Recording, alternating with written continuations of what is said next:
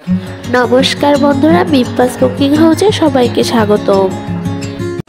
আজ আমি বানাবো মুচমুচে আলুর পুরি। এটা দেখুন কতটা মুচমুচে হয়েছে।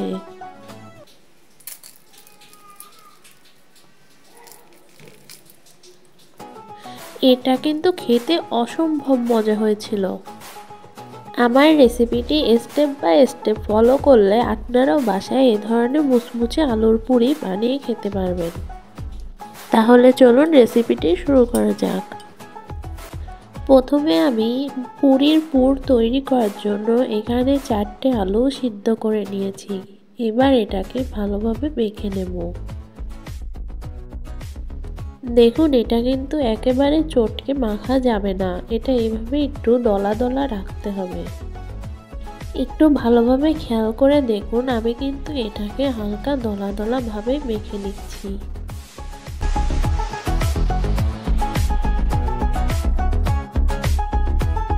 এইবার কড়াইতে 2 চা চামচ মতো সর্ষের তেল দিয়ে দেব।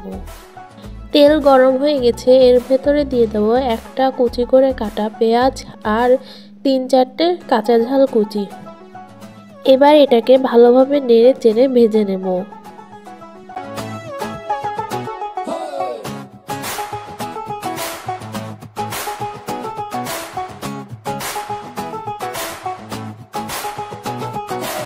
আমার এই পেঁয়াজগুলো মোটামুটি ভালোভাবেই ভাজা হয়ে গেছে। এর ভেতরে দিয়ে দেব স্বাদ মতো লবণ,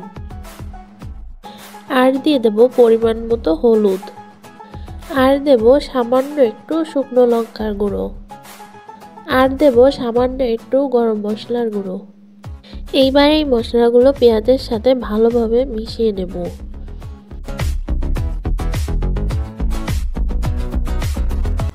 পেঁয়াজও ভালোভাবে ভাজি হয়ে গেছে, মশলাগুলো পেঁয়াজের সাথে ভালোভাবে মিশে গেছে।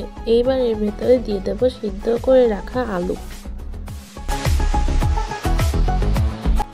এইবার এগুলো একসাথে ভালোভাবে নেড়ে চেড়ে মিশিয়ে নেব। এই পর্যায়ে জাল একেবারেই আস্তে করে দিতে হবে, যাতে করে আলু পুড়ে না যায়। আমার আলুর চপের পুর পুরোপুরি তৈরি হয়ে গেছে। এবার এটাকে নামিয়ে নেব।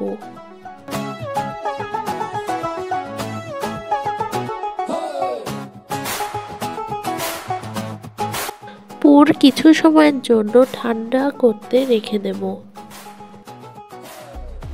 এদিকে আমি কড়াই গরম করে এর ভেতরে 2টো শুকনো লঙ্কা ভেজে নেব।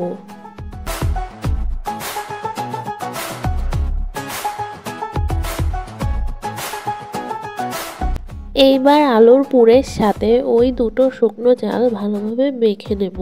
এতে করে স্বাদ আরো দ্বিগুণ বেড়ে যায়।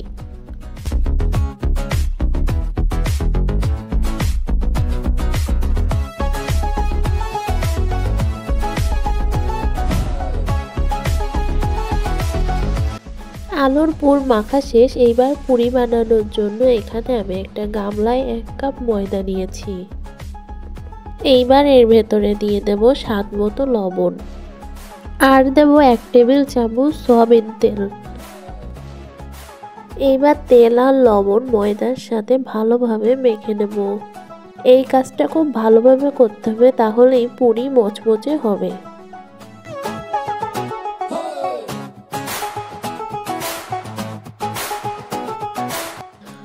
যখন দেখবেন ময়দা এইভাবে মুঠ করলে ঝরে পড়ছে না, তখন ভাববেন এটা ভালোভাবে মাখা হয়ে গেছে।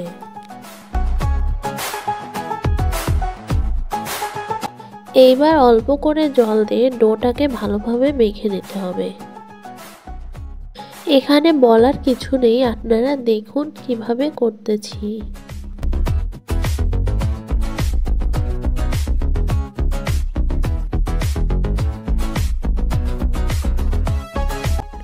ময়দার ডোটা হালকা করে হাতের সাথে লেগে আসছে। এই পর্যায়ে হাতে 8-9 ফুট সয়াবিন তেল নিয়ে ডোর সাথে ভালোভাবে মেখে নেব। এইবার 10 মিনিটের জন্য ডোটা রেস্টে রেখে দেব। 10 মিনিট পর ফিরে আসলাম। দেখুন ডোটা কতটা সফট হয়ে গেছে। পুরি তৈরি করার জন্য এইভাবে ছোট লেচি কেটে নেব। 1 কাপ ময়দা 2 কাপ সয়াবিন তেল 1 টেবিল চামচ লবণ, 1 টেবিল চামচ চিনি, 1 টেবিল চামচ বেকিং পাউডার, 1 টেবিল চামচ বেকিং সোডা, এবার এটা হাতে নিয়ে চারিদিক থেকে ছড়িয়ে নেব। আপনারা একটু খেয়াল করে দেখুন আমি এটা কিভাবে করতেছি। এইবার এই ময়দার ভেতরে আমি আলুর পুরটুক দিয়ে দেব। এইবার চারিপাশ দিয়ে ভালোভাবে আটকে দেব।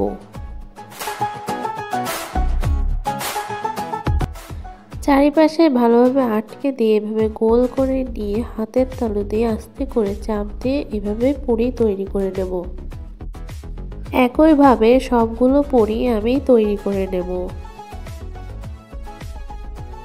আমার সবগুলো পুরি তৈরি করা হয়ে গেছে। এইবার আমি এগুলোকে ভেজে নেব।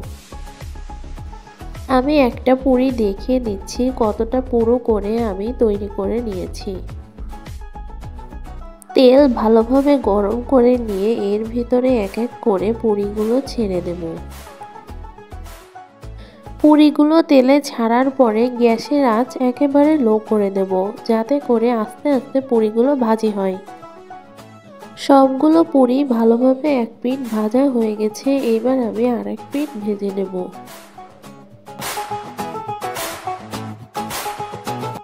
এভাবে পুরিগুলো উল্টে পাল্টে ভেজে নেব। আমার আলুর পুরি ভাজা হয়ে গেছে। এইবার আমি তেল ঝরিয়ে উঠিয়ে নেব। বন্ধুরা, আমার ভিডিওটি যদি আপনাদের কাছে ভালো লাগে তাহলে লাইক, কমেন্ট, শেয়ার এবং সাবস্ক্রাইব করে দিবেন।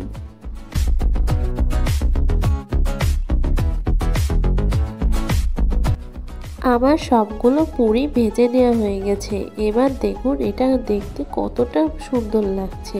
খেতে কিন্তু ভীষণ মজা হয়েছিল। আপনারা বাসায় অবশ্যই ট্রাই করবেন।